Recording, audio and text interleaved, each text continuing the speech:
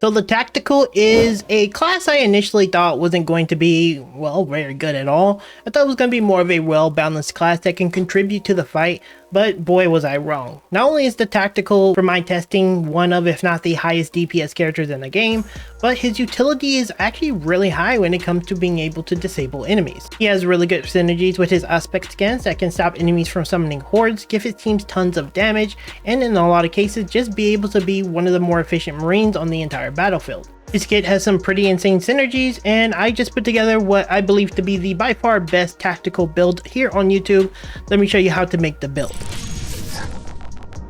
Alright, before we jump into the build video, I'm going to just briefly explain to you how the build works. What you're going to be doing most of the time is going in, shooting enemies, and if you are not going up against a horde of Majoris or higher enemies, typically you're just going to be fighting them, and attempting to get a parry off is not that hard to get a parry off, because that's going to give you an aspect scan that's going to last for 12 seconds and give you tons of damage for you and your entire team. When you don't have aspect scan, this is going to be a reliable way of you getting damage so you can kill enemies, and seeing that you have over a 12-second duration, not 4 like the meta, you're actually able to deal more damage, and you're able to deal more consistent damage since you can usually use it on cooldown. Keep in mind, I will be breaking this down pretty much in depth in the next part of the video in the perks, so just fair warning, but that's the basics of the build. You go in, you shoot, you parry enemies, you get free aspect scans, and everything dies faster than probably every class I've played so far. Alright, now that you guys know how the build actually works, let me quickly go over the perks. Now I want to say, as you guys know, if you're a regular watcher of the channel, I pride myself on presenting you good builds that are functional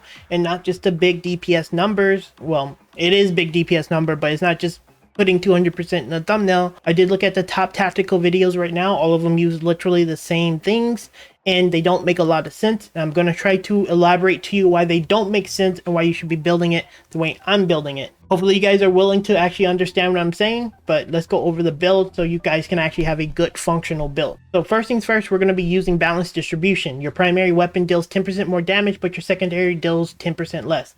This is a really great trade-off. Generally speaking, with the way he's built, you do not use your secondary outside of just whenever you're doing like your gun strike kills, so it doesn't really matter.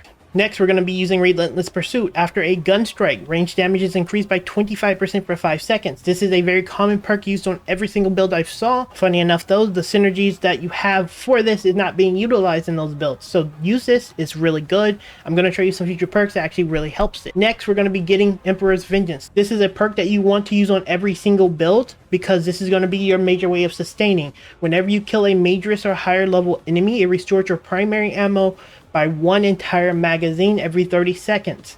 This means that for this build specifically, you're going to get 25% in your ammo every 30 seconds. So you have enough sustain. Every build should have this because this is better than all this other garbage here. And having ammo sustain is really big. For the team perk, you can pick whatever you want here. It doesn't really matter too much. I use the aligned aim because it just gives more damage, but the other two, this is kind of flex. Do whatever you want here. I don't love the contested health thing because I mean, I guess it does help your allies, but generally speaking, things are gonna die anyway, so you really don't need this. So next, we're going to be talking about the gear perks, because these are the perks that are the most contested, and I say most contested, everyone uses the same 3. I'm going to show you why you shouldn't be using those 3. First off, everyone uses vital data. Scanning an extremist or terminus level enemy restores aspect scan by 50%. Let's think a little bit. How often do we face off against extremists or terminus level enemies? In most cases, you'll see 3 extremists. In some missions, because some of them can't spawn in some, you'll see 1 terminus. In most cases, unless you're going like at a snail's pace, you will only see this 4 times. So out of the entire operation that can last anywhere between 10 and 20 minutes, you're using it 4 times. This is one of the worst perks I see people pick. It's terrible. And I'm going to show you why you can get other things to actually make up for the same exact perk. Next, what you should be using is priority targeting. The mark from aspect scan lasts 8 seconds longer, but it doesn't scan Minor's enemies. I'm going to show you what happens when a Minor's enemies walk up to me. As you can probably see, they got fucking deleted, so we don't care about Minor's enemies. So it's a nothing negative because they were going to die regardless of if I scan them or not. So you get the benefit of 8 seconds longer that can scan Terminus, it can scan Extremis, and it can scan Majoris. So you actually get a nothing but positive. Do not use this perk. It is not good. Next, I'm going to be using Battle Focus. This is probably going to be the most contended one because I see this one being used on every build. because, well, it's YouTube and it has to have big number on the thumbnail. But let's try to think about this when we actually make our builds. What this does is during your aspect scan that has what I think a 45-second cooldown, enemies marked by your aspects take 75% additional damage, but you lose radius. This one, on the other hand, is whenever you press the C button on every enemy, there's only one enemy that's the extremist that can't be parried, the flying guy, you get aspect scan on them. So what you get is the ability to put a mark on every single enemy by pressing the C button when they hit at you. And seeing that you picked up this ability here, Relentless Pursuit, that's going to give you Gun Strike, you're going to synergize well with these two perks. The only argument you could argue this is being useful for is whenever you're taking down bosses, and I'm going to show you what happens when I shoot a boss in this game. They don't last long enough for this to even matter. You actually give yourself the ability to give a aspect scan on pretty much every single enemy that can hit you, even the terminus enemies that you face off against that do have the ability to be parried. It doesn't make sense to get 75% more damage on 45-second cooldown whenever you scan something when you can literally use the same thing on most of those same enemies to get this benefit of having a higher uptime on your aspect scan, because we chose this perk that gives us the ability to last 8 more seconds. Think of it this way: when you're going through an entire operation, how many times are you fighting Terminus? How many times are you fighting Majorus, Extremis? Near constantly. So when your Auspex is down, most of these other perks are useless because you don't have an Auspex up all the time. So you pick this perk and you don't get Auspex for 45 seconds and you only use it one time during that time. So why use this when you can just use this? Already guarantee you can already parry those enemies and get an Auspex. And in those situations where there's only like 2 Majorus enemies, because we know what happens when we shoot a Minorus enemies, they don't last long enough for it to matter. You basically don't have to use your Auspex on those casual encounters, which will be majority of the fight. You can still continue to use this if you think this is better, but the reality is this is better and it synergizes with this. I know I spent a little more time on this than I typically do on most of my builds, but I see this in every big quote-unquote big video for this class, and I see them just straight up picking this because it gives like more damage, and that's just straight up nonsensical. And I'm gonna show you why it doesn't even make sense with this other stuff too. Anyway, next we're gonna get expert timing. Enemies marked by your aspect scan takes 100% more damage, but the duration is reduced by 4. This means you're going to have a 12-second timer on this, which is why this is actually kind of important. You parry any enemy, most enemies in this game, the vast majority of the enemies, and you will get a aspect scan on them constantly. And you don't have to wait for a 45-second cooldown with a 4-second window to be able to get some damage. It's actually nonsensical people are building like that. Then finally, on our signature perk, I also see another perk that's almost always used, Mark for Death. A headshot will instantly kill a Majorus or Extremist level enemies. As we said a second ago, how many times are we running into an Extremist enemy?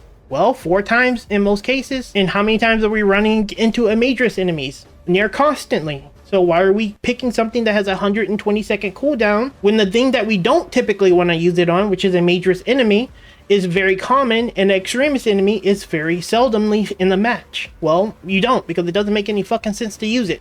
I don't even know what you would be doing, not shooting at the Majorus head so you can get the benefit of this perk. I don't even get it.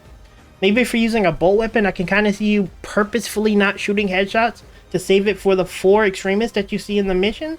Or you can do something like this and get Signal Jammer, which is going to stop things from calling reinforcement. This is actually one of the few defensive perks on his entire kit, by the way. That makes it so when enemies are marked by your Auspex scan, you know, the scan that you do naturally, and this, when you press C on every enemy, you're going to be able to stop them from calling reinforcements. This has way more utility because, one, you actually get so much damage out of this. How do you get damage out of this? Well, if a whole horde of enemies don't get summoned, then that's technically damage that you got for free, and then you got defense out of this because the whole horde isn't hitting you. Also, I did want to quickly touch on this because this is the meta build right here, and the problem with the way this is built right now is it doesn't make sense. If you pick this specifically, this is going to instantly kill an Extremist level enemy. This is what you want to use it for, right? You want to generally kill the Extremist level enemies every 120 seconds, but the problem with this is it requires you to Auspex scan them.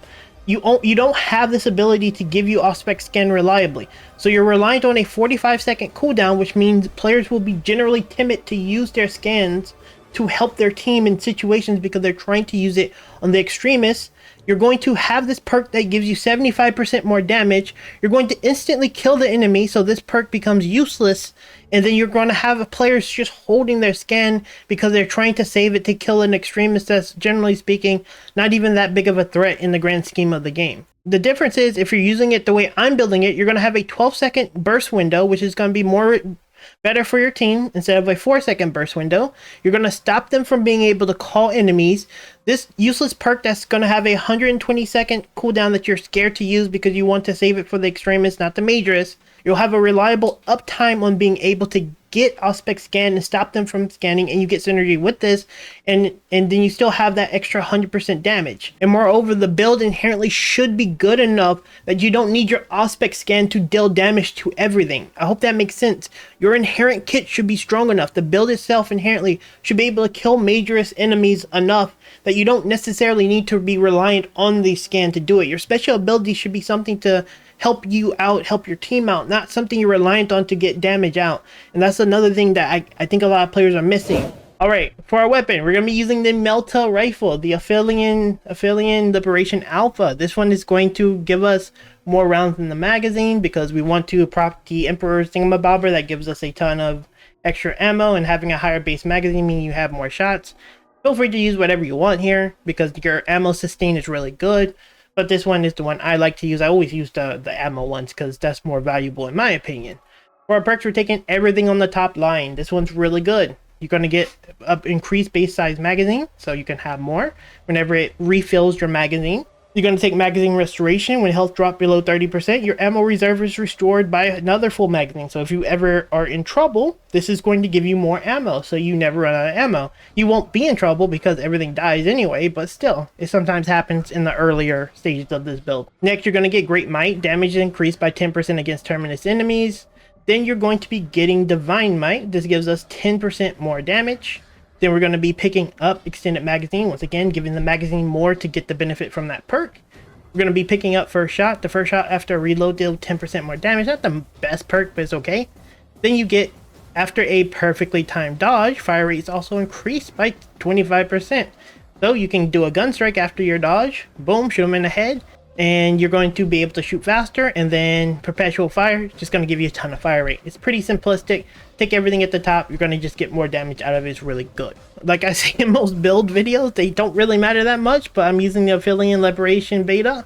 I take everything at the bottom row. I didn't even finish maxing this out because, to be quite frank, I just don't use the pistol. My main gun just kills everything. We're going to go over it for watch time. Great Might, it's going to deal damage against terminus enemies. Retaliation, after a perfectly timed dodge, deal 25% more damage. After a gun strike, recoil is reduced by 35%. Damage is increased by another 10% with Divine Might. We're going to be getting Extended Mag for a bigger magazine size. We don't use this weapon often, so it doesn't matter. Rapid Health, whenever you kill 10 enemies in rapid succession, when you're on low health, you get healing back. Extended Mag, we're going to get more magazine size. And then finally, Divine Might for more increased damage. I typically go with a fencing-based weapon, ideally, because we want to get that parry off. I'm still using a purple weapon. It doesn't even really matter as long as you have a fencing weapon to make the parry. I mean, I don't need a fencing weapon. You don't even need a fencing weapon. You just need to time the parry. But it helps a lot, by the way. It just gives you a better window. So eventually get this one. Aqualand dedication later. But yeah, just get a fencing weapon. Perks, we're taking everything at the bottom. We're going to be getting the increased melee damage. We're going to be getting Swift Recovery. Perpetual Strength. We're going to get Saw Blade.